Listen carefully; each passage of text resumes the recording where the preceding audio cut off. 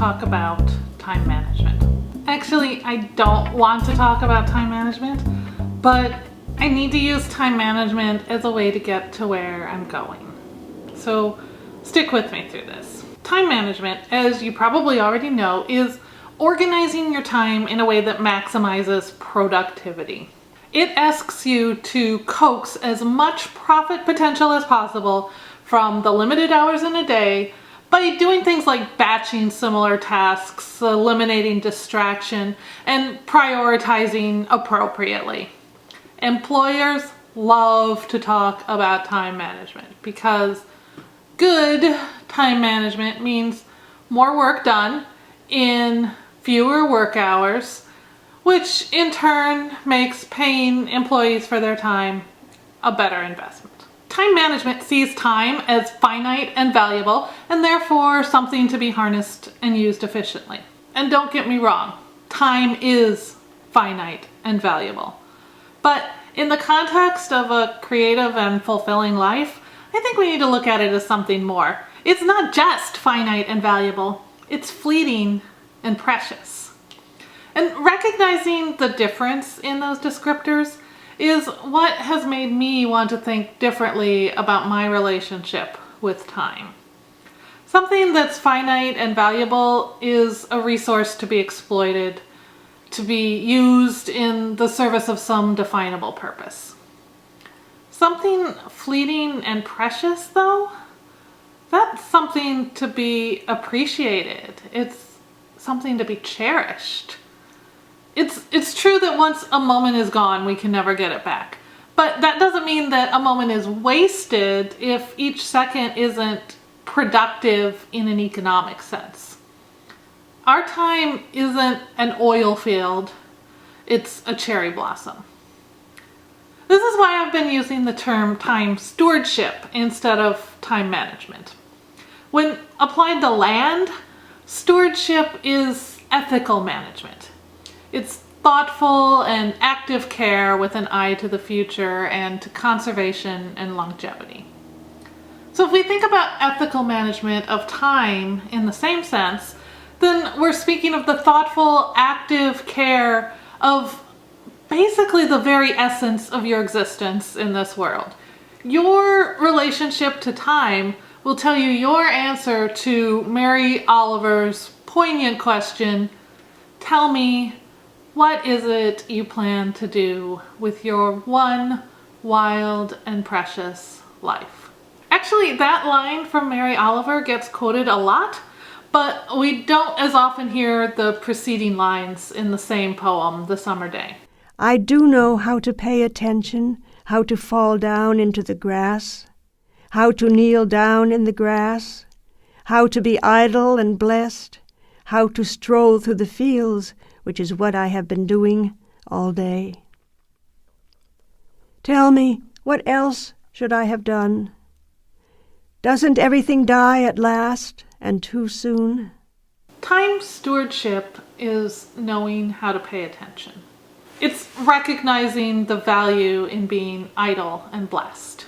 And just as in land stewardship, we're understanding our own role in interconnected and ever-changing ecosystems is essential to preserving them, I think time stewardship can teach us how to look at time as its own sort of ecosystem.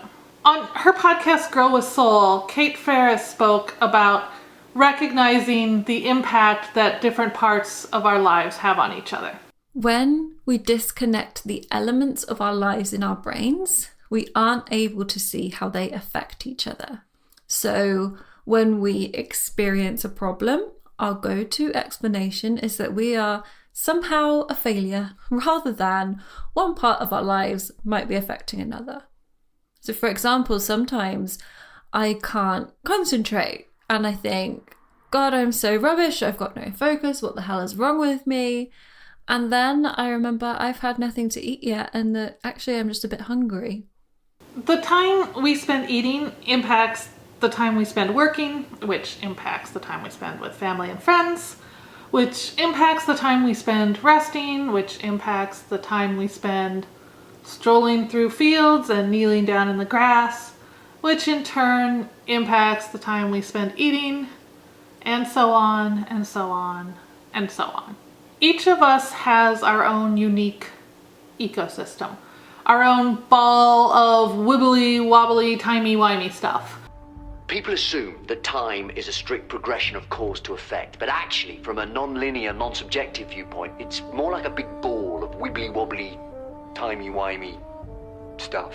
So to be proper stewards of the time we have to start by connecting with exactly how our specific ecosystem works. Time stewardship starts out as time awareness. Let me give you an example.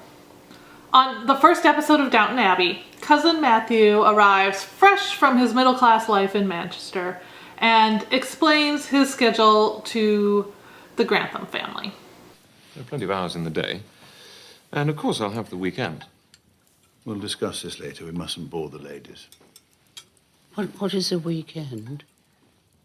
I think we're all familiar with the concept of weekends these days, but when I saw the scene, my first thought was, I want that.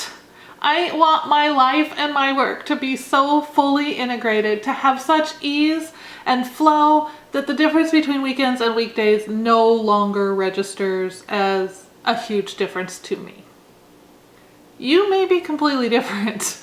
I have many friends who would have seen that scene and blanched, who approach their jobs as discrete chunks of time that are set aside for work, and those are completely separate from personal time. And they would no sooner work on a weekend than they would scamper off to an amusement park on an average Tuesday workday. And both approaches are perfectly valid. But I do believe that the concept of work-life balance, as it has been so often taught to us, is a myth. Primarily because work is life. For many, it takes up a third or even more of the hours available each day. The idea of setting those hours aside and marking them as something other than living is poor time stewardship indeed. Every hour that we spend sleeping, eating, playing, and yes, working is life. Being aware of those hours, all of them, allows us to make conscious choices about how to manage our wibbly, wobbly, timey-wimey ecosystems. And that's an essential part of being stewards rather than simply managers of our life. Another part of time stewardship is routine. You might think routine is anathema to the awareness that I just spent 5 minutes talking about. But they go hand in hand, because who among us doesn't have actions that we repeat time after time, day in, day out?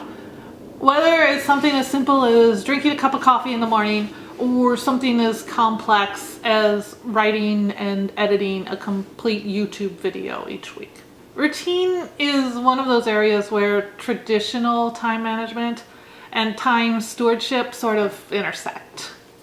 Because the right routines help us to get the things that are important done.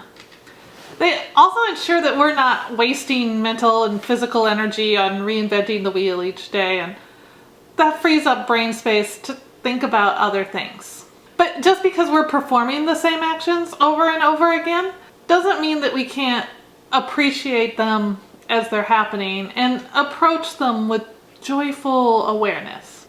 Over the last several months, I've developed a routine of waking up in the morning, going through my getting ready for the day actions, stepping outside for a walk, and then coming home and pouring myself a cup of coffee. And those daily steps roll me right through to the moment when I sit down in front of my computer to start writing or editing for the day. Far from performing all of those actions in a zombie-like stupor, I find that the very habit of it becomes a ritual. The actions are the same each day, but the moments are not. The last thing I want to talk about is rest.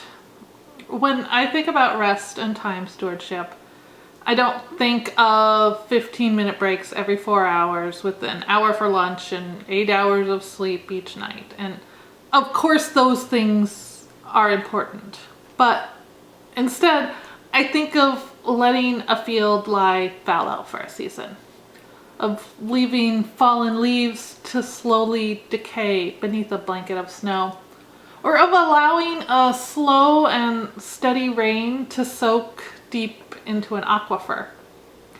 I think of how in the right season, time can naturally bring about rejuvenation, if you allow it.